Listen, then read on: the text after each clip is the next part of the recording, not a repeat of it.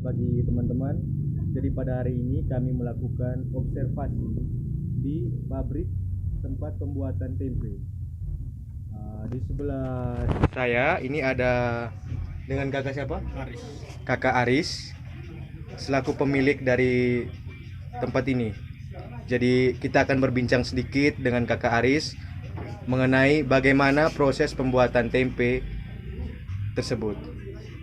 Mungkin kakak Aris bisa menjelaskan bagaimana tempat proses pembuatan tempe. Baik, terima kasih. Selamat pagi. Jadi saya Aris yang membuat tempe. Yang pertama saya mungkin ini bukan pabrik, ini adalah industri rumah tangga. Kalau pabrik itu ya agak besar.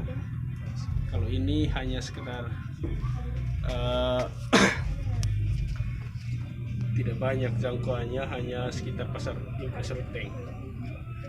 Mungkin saya langsung jelaskan bagaimana proses pembuatan tempe. Jadi pertama itu kita melakukan pemilihan kedelai. Jadi dalam pemilihan kedelai itu untuk menghasilkan tempe yang berkualitas itu kita pilih kedelai impor. Jadi mengapa kedelai impor? Karena kedelai impor itu kualitas tempenya bagus. Sedangkan kalau kita pilih kedelai yang di sini tempenya kurang bagus. Nah, itu yang pertama dalam pemilihan kedelai. Selanjutnya dalam pembuatan tempe itu pertama kita rebus kedelai. Yang pasti sebelum kita perebusan itu kita timbang dulu ukurannya berapa, tergantung kita. Kalau pesanannya banyak kita ukur dalam jumlah yang banyak. Kemudian kita rebus. Apa maksud dari perebusan kedelai? Supaya pada saat pengupasan kulit ari dari kedelai itu mudah diproses. Nah, itu fungsi dari memasak kedelai. Terus untuk lama waktu perebusan itu mungkin ada rentangannya mungkin. Ya, kalau lama waktu perebusan itu bisa sampai 1 jam lebih. 1 jam lebih. 1 jam lebih. Pokoknya intinya dalam perebusan itu kulit arinya bisa keluar, terkupas. Dengan mudah kita kupas. Nah, itu intinya daripada perebusan. Kalau yang berikut selanjutnya setelah perebusan kita lakukan pembersihan. Pembersihan tadi itu yang dimaksud itu pembersihan kulit ari daripada kedelai. Karena kalau ada kulit ari maka tempe yang mau kita hasilkan itu tidak jadi. Nah, kita ambil bagian dalam daripada kedelai. Ini contohnya. Kalau masih ada kulit ari, nah ini contoh yang masih ada kulit ari sedikit. Ada bintik-bintik apa ini? Jadi bintik-bintik hitam itu kulit ari. Raginya tidak bisa berkembang di situ karena ada proses peragian. Selanjutnya setelah kita kupas kulit arinya, isi kedelainya atau daging kedelainya kita ambil, lalu kita keringkan itu bisa kita dengan menggunakan cara mengipas, kemudian kita bisa jemur. Tapi dalam proses penjemuran juga tidak boleh langsung di dalam tanah karena ini sensitif sekali terhadap bau tanah dan bau lingkungan sekitar. Dia harus bikin tenda juga, untuk pengeringannya. Lalu setelah proses pengeringan langsung pada proses peragian. Nah, di peragian ini ragi ini yang membuat kedelai menjadi tempe. Peragian kedelai sehingga pada proses peragian kita masuk dalam setelah peragian itu kita masuk dalam wadah atau kita biasa menggunakan baskom. Itu simpan dalam baskom. Setelah sampai di baskom kita ada ukurannya tersendiri. Jadi kalau soal ukuran itu kita punya rahasia tersendiri.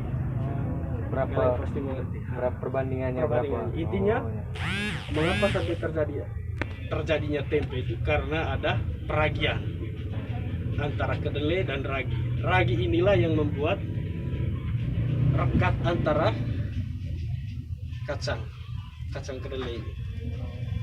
Nah, berapa ukurannya? Nanti silakan kalian coba. Pokoknya intinya mengapa tempe itu terjadi karena ada peragian. Langsung pandai. Karena di peragian itu tidak boleh sanksi. Kalau kita salah menggunakan ukuran maka tempe tidak terjadi. Nah, tidak akan jadi. Lalu setelah peragian kita masuk dalam kemasan seperti ini. Nah, itu tergantung kita sudah mau ukurannya seperti apa, tergantung. Jadi diragikan dulu baru Dimasukkan dalam kemasan. Ya. Itu apakah diragikannya itu membutuhkan waktu atau saat diragikan habis langsung masukkan ke Pokoknya setelah dia kering langsung kita ragikan dia. Jadi pada saat peragian itu pula dia tidak harus steril dari kotoran, bau apa segala macam. Kalau kita pada proses peragian itu sementara di dekat WC apa segala macam, pokoknya tidak steril tempatnya, maka tidak akan jadi tempenya. Atau jadi pun tapi tidak sekualitas hasil yang di tempat lain. Jadi dalam kondisi itu, itulah titik kritis dari proses pembuatan tempe di saat peragian. Jadi yang pertama saat peragian itu tidak boleh ada satupun lagi kulit ari bersih. Tempe yang daging kacang yang kita hasilkan itu sudah bersih. Nah, jauh dari kotoran, pokoknya tempatnya harus steril. Baru kita melakukan peragian. Saat peragian itu juga kita juga harus steril juga sebagai pembuat. Tidak boleh ada kotoran di kuku. Pokoknya sebelum melakukan peragian harus steril betul-betul. Sehingga pada saat pengemasan dia bersih. Lalu selanjutnya kakak, ini saya ingin bertanya tadi mengenai seputar bagaimana proses pembuatan tempe. Lalu yang selanjutnya ini untuk kita berbicara mengenai omset kakak, kira-kira berapa omset yang kakak ambil dari tiap satu tempe ini, keuntungan yang menutupi biaya yang sudah kakak keluarkan untuk membeli bahan-bahannya. Ya, baik. Sebelum saya menjawab pertanyaan itu, saya habiskan dulu mengenai proses pembuatan tempe. Setelah dimasuk ke dalam kemasan tadi ini, kita akan melakukan fermentasi di tempat yang hampa udara. Sebenarnya ini tadi harus pakai tembok semakara ini baru mulai juga, kemudian masih industri rumah tangga. Jadi kita modelnya seperti ini, yang seharusnya itu dia harus kedap udara. Nah, mengapa kedap udara? Supaya ada proses daripada peragian itu sehingga menghasilkan tempe. Jadi dalam proses peragian itu bisa sampai 3 sampai 4 hari baru jadi tempe.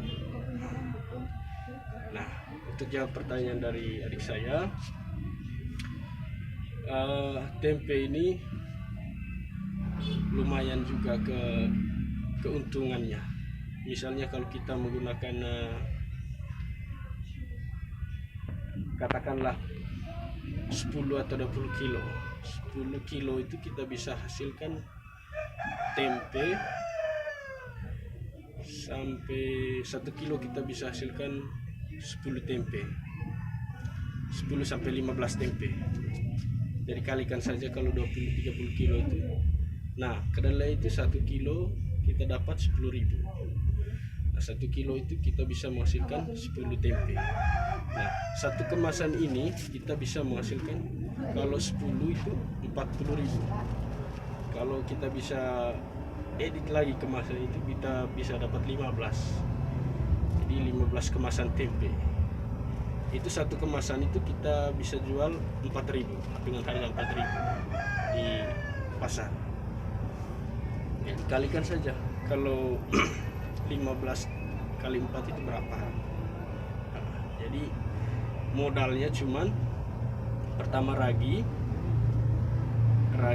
kemudian minyak tanah untuk ke pemasakannya, proses pemasakannya, atau kalau yang menggunakan tungku api pakai tungku api, tapi di sini pakai minyak tanah kompor.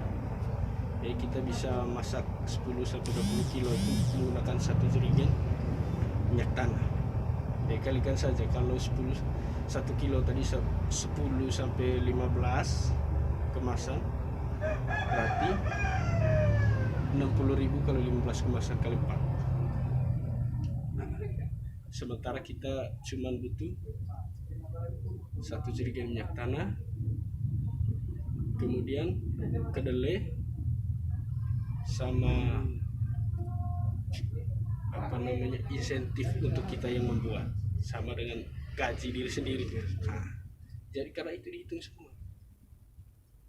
Pokoknya intinya 1 kilo itu dapat 15. Kalau isinya tebal kita dapat 12. 3 kali saja. Ada bisa tanya sendiri harga kedelai pasaran, kemudian harga minyak tanah, baru ada kompilasi mengenai hasil tadi 1 kilo sekian, 14 atau 15 dikali sudah.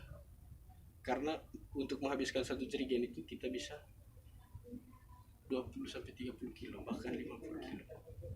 Tinggal ada kali saja. Saya rasa ada mengerti. Sehingga ada dapat nanti berapa keuntungannya sudah dari situ. Baik teman-teman, itu tadi penjelasan dari Kakak Aris mengenai proses pembuatan tempe dan juga bagaimana omset yang didapat dari penjualan tempe. Untuk perhatiannya saya ucapkan terima kasih, dan terima kasih juga untuk Kakak Aris yang sudah bersedia menjelaskan kepada kami bagaimana proses pembuatan tempenya. Terima kasih.